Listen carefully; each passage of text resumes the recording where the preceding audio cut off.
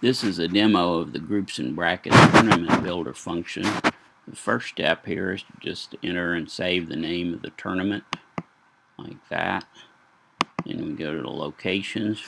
We enter the locations. The first field is a reference name and will be used within the schedule. The second name is the publicly visible name, and that will be visible on the web page or in the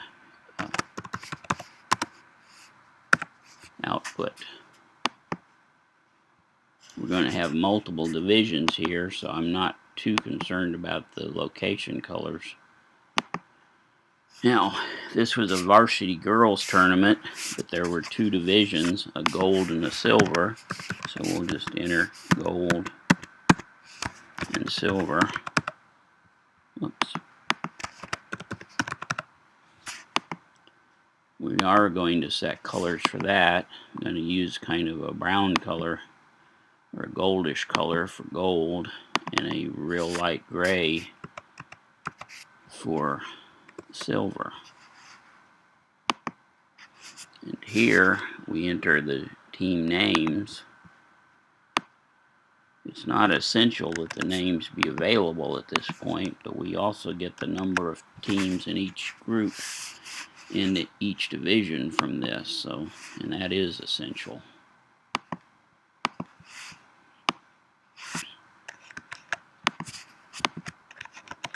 At this point we have the team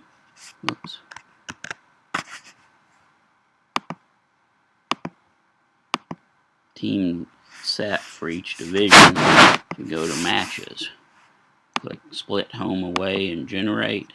Those are the matches for group or the first division, U19G.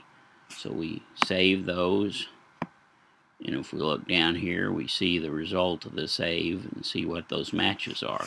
These are not attached to a time and field yet. We click over here on U18G A4 click and generate for the silver division, and these are the names of those teams. There were no single elimination or consolation games in this tournament, so this step isn't needed. On the game slots, we tell it when and where games are going to be played. And in this one, we say at 3/7/14, we will start games at 5 and 6:30 with 90 minutes between games at F1 and F2. And on 3/8, we're going to play from 11 to 3:30, also with 90 minutes apart. You can see the results of that when we hit generate. Those are the game slots.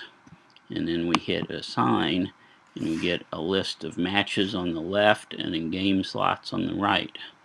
We drag the matches into the game slots.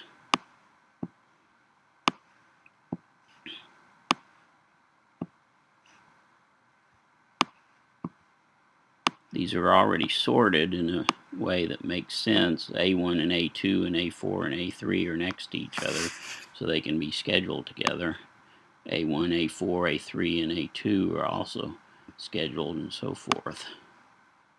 You may still have to check these, but it starts out in a reasonable fashion. Now we hit save, and the tournament is actually complete. It's all scheduled, teams are set, everything's ready. To use it, however, we need to either upload the information to the website or capture it in some other way. This is the tournament definition. Its exact form is dependent on these switches here, which I'm not going to go into much detail on, or any detail actually, but it does change the way this is. The most simplest way to use it is to just use this button, and it pulls it into the website, updates it, and there we are. We have a functional website ready to go. We can look at the silver games, the gold games, Jack Allen 3, Jack Allen 5, and so forth. This nav header is often customized and locked down a little bit. This is the automatically generated version, and it's not optimized. Now we'll go to gold, and we'll enter some games.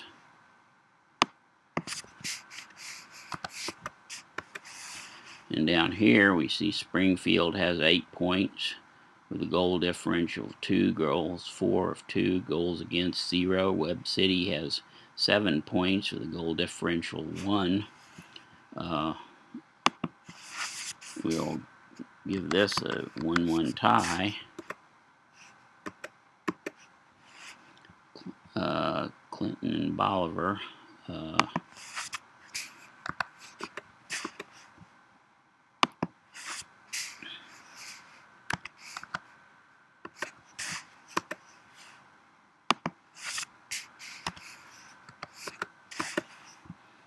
Okay, these are the standings here. Since the champions defined on points, it shows up here as the champion. The tournament's over, and that's the end of this demo.